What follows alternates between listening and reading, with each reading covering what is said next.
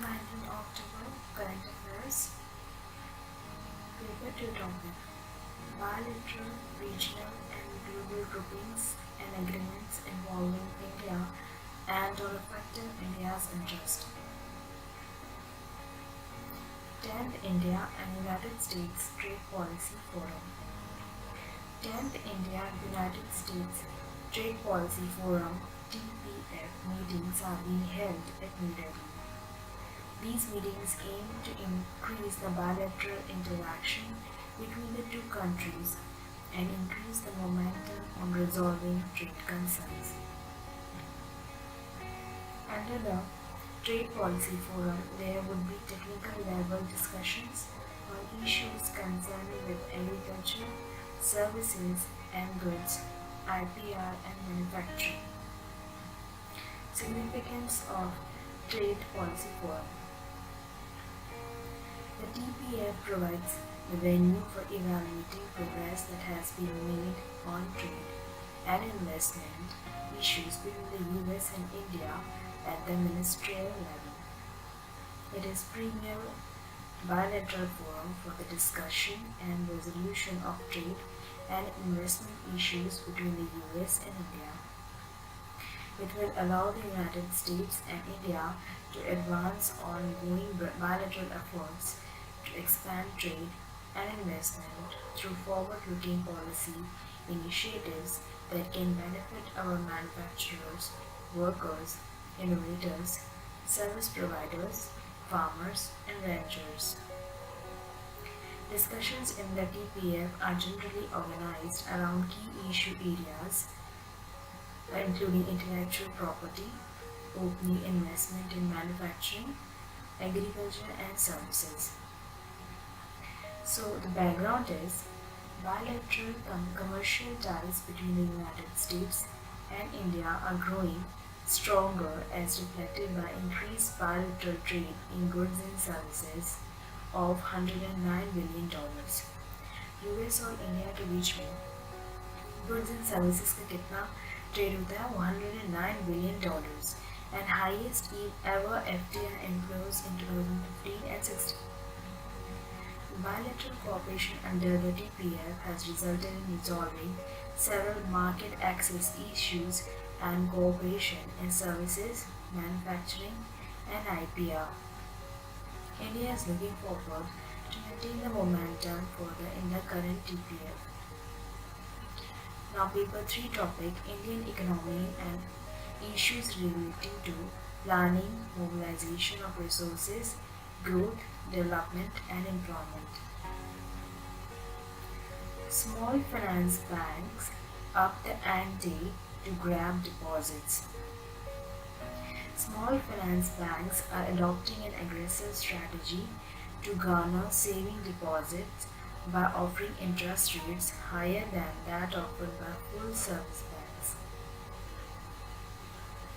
जो हमारे small banks हैं, फाइनेंस बैंक्स हैं, वो अपनी इंटरेस्ट रेट्स बहुत ज़्यादा रख रहे हैं as offered by full service banks जैसे SBI है and other banks. While most full service banks offer 4% on saving bank deposit, 4% देते हैं on saving bank deposit में जो full service banks होते हैं. Small finance banks are offering or planning to offer between 5 and 7% on such deposits. कितना ज़्यादा they are trying to interest rate इतना बढ़ा दिया है. Background: in 2015, Reserve Bank of India (RBI) gave in principle approval to 10 entries for starting small finance banks operations. Most players that have received in principle approvals are microfinance institutions. Small banks होते क्या हैं? The small banks, finance banks will primarily undertake basic banking activities ये करेंगे of acceptance of deposit लेंगे and lending to unserved and undeserved sections, including small business units, small and marginal farmers, micro and small industries, and unorganized sector entities. What they can do: take small deposits and disperse loans. बहुत थोड़ा सा deposit लेते हैं and they give out loans, distribute mutual funds, insurance products and other simple third-party financial products. Lend 75% of their total adjusted net bank credit to priority sector. 75% of their net bank credit किस पे जाता है? Priority sectors में जाता है, जैसे कि agriculture में आता है. Maximum loan size would be 10% of capital funds to single borrower, 15% to a group. Minimum 50% of loan should be up to 25 lakhs. What they cannot do, lend to big corporates and groups को नहीं दे सकते. Cannot open branches with prior RBI approval for first 5 years. शुरू के 5 सालों में बिना RBI की permission के they cannot open branches. Other financial activities of the promoter must not mingle with the bank. It cannot set up subsidiaries to undertake non-banking financial services activities. Cannot be a business correspondent of any bank. Business correspondent जैसे काम नहीं कर सकते to any of the bank. The guidelines they need to follow. Promoter must contribute minimum 40% equity capital. Promoter जो होता है bank का, he should contribute minimum 40% equity capital and should be brought down to 30% in 10 years. Minimum paid up capital would be rupees 100 crores. Capital adequacy ratio should be 15% of the risk-weighted assets. Tier 1 should be 7.5%. Foreign shareholding capped at 74% of the paid capital. Foreign portfolio investors cannot hold more than 24%. Foreign की share holding 74% है of paid up capital. And जो foreign portfolio investors होते हैं वो 24% से ज़्यादा hold नहीं कर सकते. Priority sector lending requirement of 75% of the total adjusted net bank credit. 50% for loans must be up to rupees 25 lakhs. Now paper 2 topic, that is government policies and interventions for development in various sectors and issues arising out of their design and implementation. Centre's regional connectivity proposal may face turbulence. किस connectivity की बात कर रहे हैं? Regional connectivity. Let us understand. The government's plan to boost regional air connectivity. Air connectivity की बात हो रही है. Could hit a legal air pocket as leading domestic airlines have opposed the proposal to charge a levy on flights on major routes to fund subsidies for regional flights and are likely to challenge it in courts. जो normal flights है उनसे charge लिया जा रहा है for the routes, और ऐसी routes के लिए जो regional flights चल सके, और ये subsidies को fund करेगा ये पैसा. So they are not agreeing. Domestic airlines ने oppose किया है और likely वो challenge कर सकते हैं कोर्ट्स में. Major airlines have termed the proposed regional connectivity levy as illegal and in contravention to the Constitution of India. According to them, the government is not empowered to levy a tax on airlines to fund the regional connectivity scheme under the Aircraft Act of 1934. इसमें ये बोला गया है कि this is illegal and ये हमारे constitution of India में भी नहीं है, ये इससे कॉन्ट्रडिक्ट करता है. एंड गवर्नमेंट को ये पावर नहीं है कि वो एयरलाइंस में टैक्स लगा सके to fund the regional connectivity के लिए, because they have the right under aircraft act of 1934. Background. As a part of the proposed regional connectivity scheme, the Union Civil Aviation Ministry has mooted amendments to the aircraft rules of 1937 in August to set up a regional connectivity fund to subsidize the losses of airlines that wanted to fly on regional routes. The fund was proposed to be financed by a levy on domestic flights along with contribution from states and credits proceeds from other sources. ये ऐसा क्यों हुआ? क्योंकि union civil aviation ministry ने amendment लाए थे aircraft rules of 1937 में। इन्होंने ये कहा था कि रीजनल कनेक्टिविटी फंड बनाया जाएगा जो कि सब्सिडाइज करेगा जो एयरलाइंस को लॉस होता है, जो रीजनल रूट्स में फ्लाई करना चाहते हैं but they can't do so, तो उनको सब्सिडाइज किया जाएगा देयर लॉसेस को। इसलिए ये एक अमेंडमेंट लाया गया था। Passengers will be able to fly to unserved and unreserved airports for a fare of 2,500 rupees an hour under the scheme. इसके arguments ये हैं against this decision. A levy in the nature of tax can only be levied having regard to the provision contained in the Article 265 of the Constitution of India, that is by authority of law.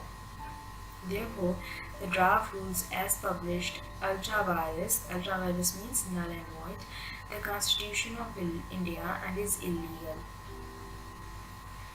Also, according to the airlines, imposition of regional connectivity levy would require amendment to the Aircraft Act 1934 and not the rule. Besides, Section 5(2)(ab) of the Aircraft Act of 1934 does empower the Centre to make the rules for economic regulation of air services, but it doesn't authorize it to introduce a levy in the nature of tax on air services.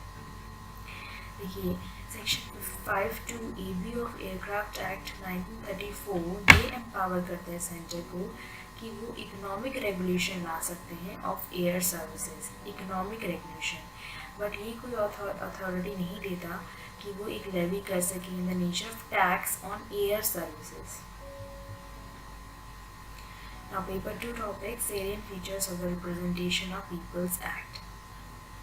Supreme Court not to hear government view on religion misuse. Supreme court नहीं सुनेगा government के view on religion का misuse करने government के इसमें जितने भी views हैं वो सुप्रीम कोर्ट एंटरटेन नहीं करेगा। The supreme court which has recently questioned the practice of using the mass appeal of religious leaders to canvass votes for candidates in election has now decided against hearing the government's view on the matter.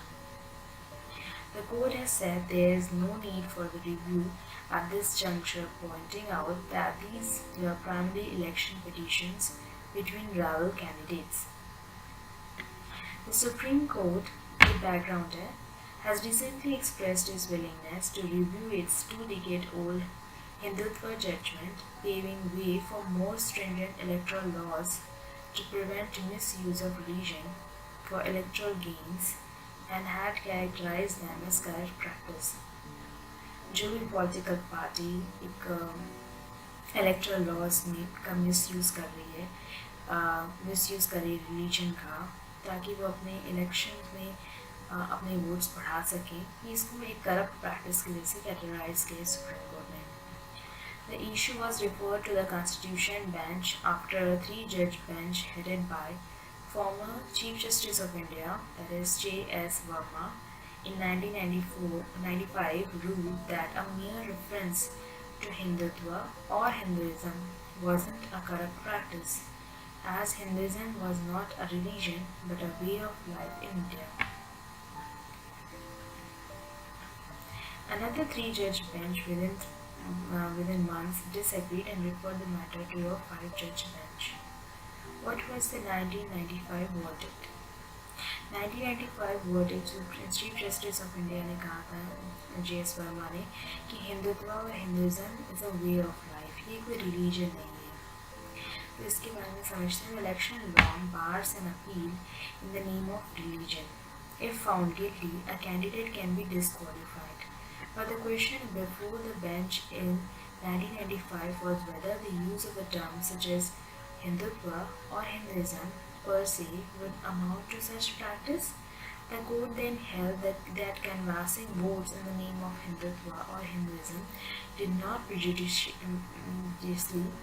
affect any candidate, as Hindutva is a way of life of the people in the subcontinent and a state of mind.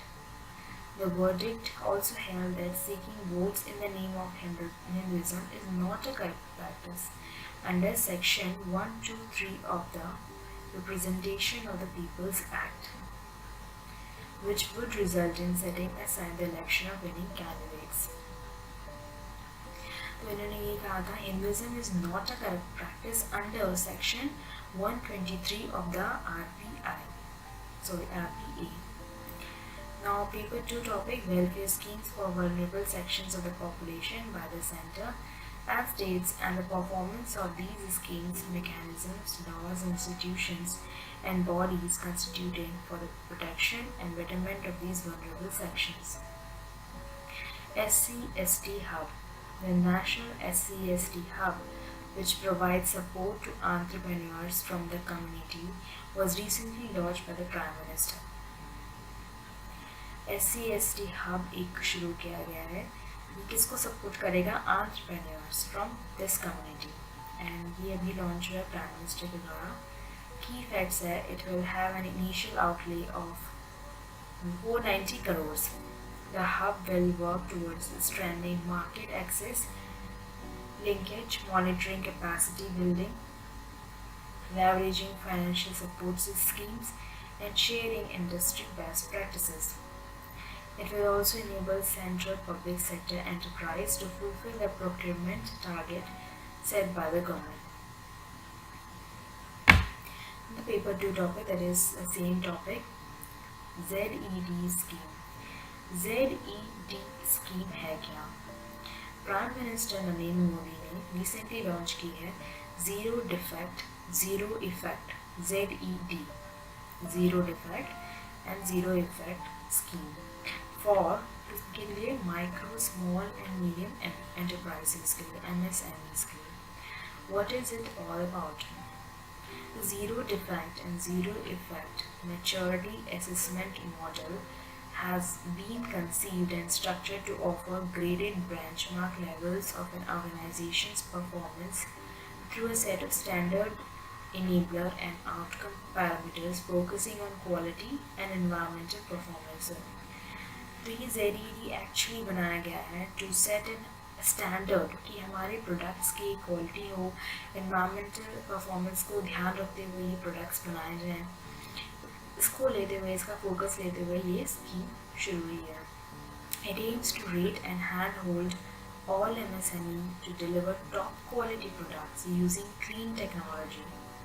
The aim is to help MSMEs evolve and grow by providing them adequate training and funding to move up the value chain and produce quality products. The ZED model will sensitize MSME to emphasize delivery of high quality products with zero defects. There will be sector-specific assessment parameters for each industry, such as food processing, textiles, leather, auto parts, etc. Now some facts for prelims. 3 hydroelectric projects, HEP, with a generating capacity of 1732 megawatt were recently inaugurated by Prime Minister. Hydroelectric projects, HEP, ये हमारे अभी inaugurate हुए हैं in Himachal Pradesh. These include 800 megawatt hydropower station of NTPC at Koldam, 520 megawatt Parvati project of NHPC, and 412 megawatt Rampur hydro station of SGVNL project. Germany is expanding its renewable energy capacity through wind parks. Germany में wind parks के through renewable energy capacity को expand किया जा रहा है, owned by the community. A model that has made the small investor a partner in its transition away from coal and nuclear plants. Under this model, individuals can put in as little as 500 euros, going up to 10,000 euros, and reap a return from the Burger wind parks in the Schleswig-Holstein, Germany's northernmost state facing the windy North Sea.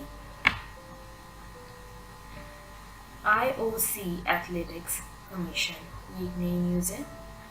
इसमें क्या है, Indian shuttler Saina Nehwal has been appointed as a member of the International Olympic Committee's IOC Athletics Commission. Saina Nehwal को इसमें एक member बनाया गया है। The IOC, that is International Olympic Committee Athletics Commission, is a body maintained by the International Olympic Committee for the purpose of representing athletics. It was established in 1981. The Commission is a consultative body whose function is to act as the link between active athletes and the IOC. एक consultative body की जैसे काम करती है ये किसको इसको link करती है, एथलीट्स एंड IOC को. It make recommendations to the IOC's executive bodies and its chair serves as a member of the IOC executive board. It works in liaison with similar athletes commissions of the continental associations, individual National Olympic Committee and international sports federations. 12 members are elected to the commission by Olympic athletes for a term of 8 years. In addition, the president of the IOC may appoint up to 7 further members to ensure a balance between regions, gender and sports. There are 2 ex-officio members, one from the World Olympians Association and one from the International Paralympic Committee. The elected members are usually also elected to the IOC itself shortly after becoming members of the Commission and serve on the IOC for the duration of their membership of the Commission. So, thank you.